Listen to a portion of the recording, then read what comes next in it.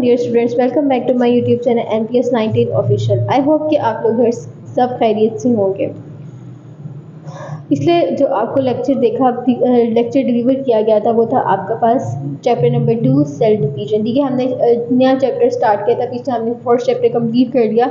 Next chapter अब हमने जो स्टार्ट किया वो है सेल डिवीजन। सेल डिवीजन आपने पीछे देखा कि एक सेल जब बनता है तो उस सेल की डिवीजन कैसे इंडिविजुअली डिवीजन हो रही होती है। ठीक है, सबसे पहले अब हमने देखना है कि एक सेल जब बनता है उसके अंदर कौन कौन से रिएक्शन हो रहे होते हैं कि रिएक्शन की मदद से उसने सेल पूरा कंप्लीट करना है। जैसे एक सेल होता है उससे लार्ज सेल किस तरह बनाना है। फर्स्ट ऑफ ऑल सबसे पहले न्यूक्लियस होता है। न्यूक्लियस एक ऐसा सेल के अंदर न्यूक्लियस होता है जो सेंटर में या सेंटर से थोड़ा हट के होता है। ठीक है, न्यूक्लियस उसको कहते हैं। ठीक है, जो हमारे पास सेल को क्या करवाएगा पूरी। अब हम देखते हैं कि न्यूक्लियस करवाता क्या है। Nucleus is part of the cell. क्या है, न्यूक्लियस सेल का पार्ट होता है which controls the activities of the whole cell, जो पूरे होल सेल को अंदर वाले को क्या करवाता है, उसकी अंदर वाले सेल की एक्टिविटी को क्या करेगा, कंट्रोल करेगा, पूरी एक्टिविटीज को पैदा करेगा कि कौन कौन सी सेल के अंदर कौन कौन सी ऐसी एक्टिविटीज है जो उसने करनी है। ठीक है, सबसे पहले हमारे पास आ गया न्यूक्लियस, देन आ गया क्रोमोसोम्स। अब देखते हैं क्रोमोसोम्स का क्या रोल है सेल के अंदर। Chromosomes are found in the nucleus of the cell. क्या है, न्यूक्लियस ऑफ द सेल किसके अंदर पाया जाता है, न्यूक्लियस के अंदर। सेल के अंदर जो न्यूक्लियस होता है उस न्यूक्लियस के अंदर कौन पाया जाता है, chromosomes. They consist of proteins and DNA। वो किससे बना होता है, प्रोटीन और DNA से। आगे तीसरा रोल है हमारे पास, पहले न्यूक्लियस था फिर क्रोमोसोम्स था, अब क्या आएगा DNA। DNA stands for deoxy ribonucleic acid. Deoxy ribonucleic acid किसकी पूरी फुल फॉर्म है, DNA की, मतलब डीऑक्सी राइबो एन किसको प्रेजेंट कर रहा है, न्यूक्लिक एसिड को। ठीक है, अब हमने देखना है नीचे उसने रोल बताया हुआ DNA का क्या रोल है। DNA is the material that contain complete set of the instruction for developing a new cell or an organisms. That is why DNA is called hereditary material. DNA एक ऐसा material है जो complete set of instruction for developing a new cell, जो क्या करता है, हमारे पास new cell को कंप्लीट करता है, उसको कंप्लीट करने में मदद देता है। कौन, DNA। एक और एन ऑर्गेनिजम्स और जानदार के अंदर जो सेल होता है, एक नया सेल बन रहा होता है तो वो DNA उसको कंप्लीट करने में मदद देता है ताकि वो अपना सेल कंप्लीट कर सके। ठीक है, इस DNA को हम कह सकते हैं कि ये क्या है, हेरिडेटरी मटेरियल, जो आपके विरासत में मतलब नस्ल दर नस्ल क्रिएट हो। For one kind species of organisms, the number of chromosomes in the cells remains the same. ठीक है, एक स्पीशीज के अंदर जो नंबर ऑफ क्रोमोसोम्स होते हैं वो ऑलमोस्ट या रिमेन्स क्या होते हैं, सेम होते हैं, इनमें कभी भी डिफरेंस नहीं आ सकता।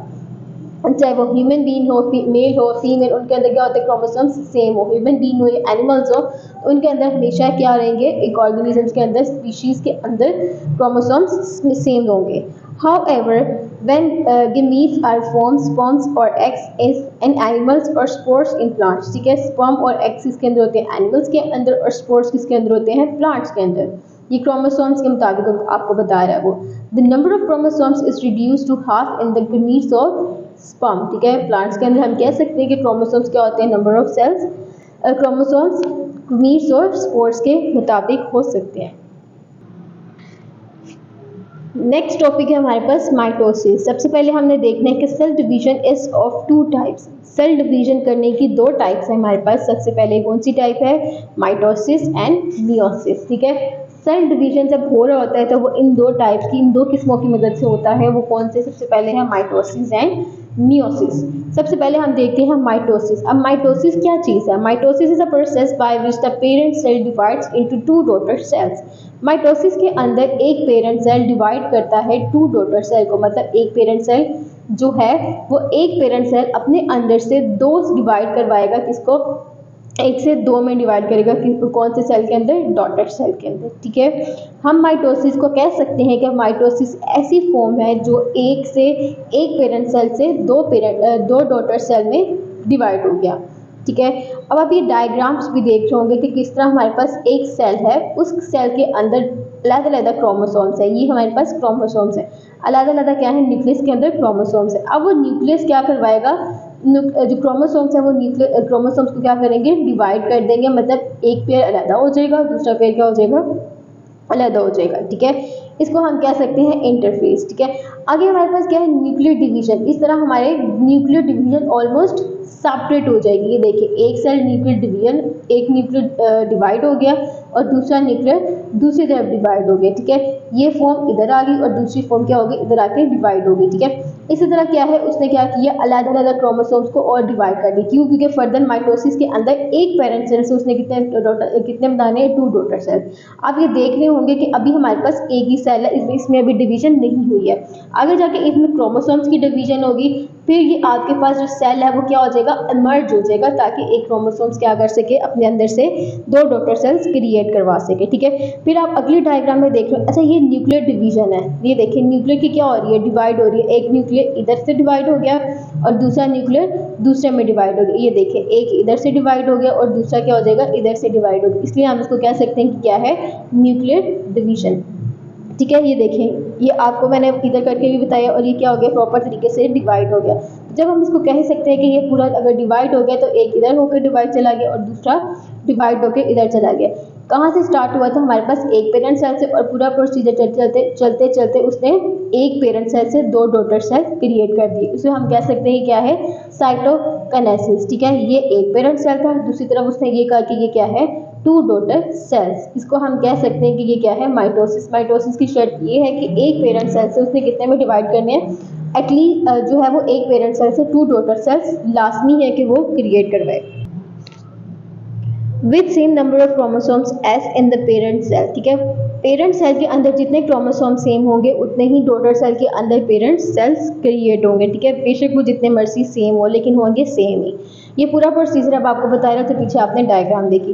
The number of chromosomes is double during interface, क्या है, इस क्रोमोसोम्स के अंदर सेल क्या हो रहा होगा, डिवाइड उतना ही होगा जितना डबल। आपने पीछे देखा इंटरफेस के अंदर क्रोमोसोम्स की जो तादाद है वो क्या होती है, डबल होती है, पेयर फॉर्म में होती है, ठीक है। एक पेयर एक तरफ और दूसरा पेयर दूसरी तरफ। पर्पल आपने देखा था, पर्पल आपने एक पर्पल का आपने पेयर देखा था और दूसरा आपने पेयर देखा था ग्रीन का। तो ये दोनों पेयर अगर मिलेंगे तो हमारे पास क्या बन जाएंगे, इंटरफेस और क्रोमोसोम्स।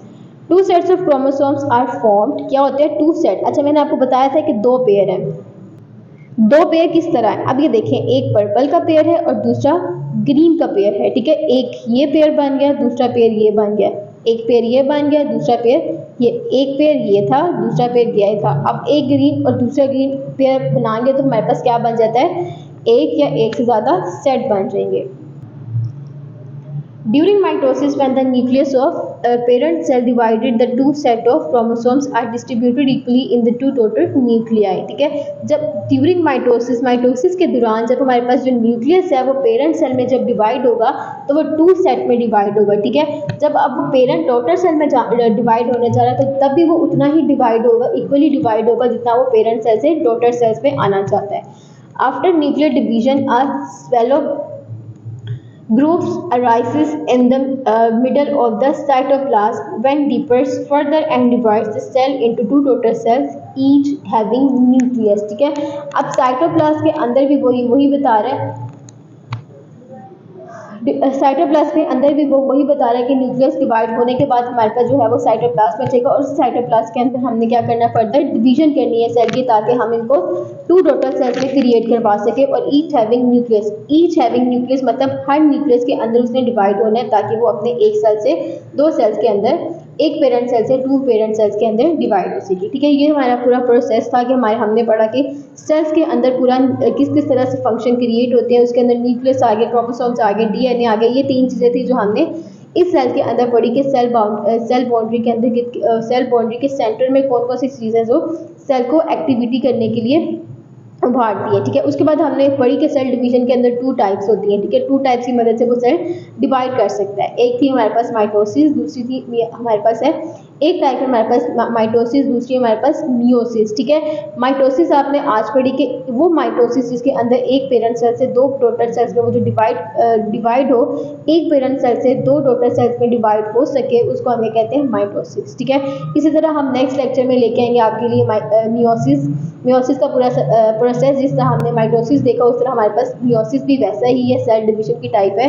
इंशाल्लाह हम आपके साथ जो है वो आपके पास मियोसिस की और सेल डिवीजन की एक टाइप है मियोसिस, ठीक है, उसकी टाइप हम देखें और मजीद आगे आएंगे लेक्चर में।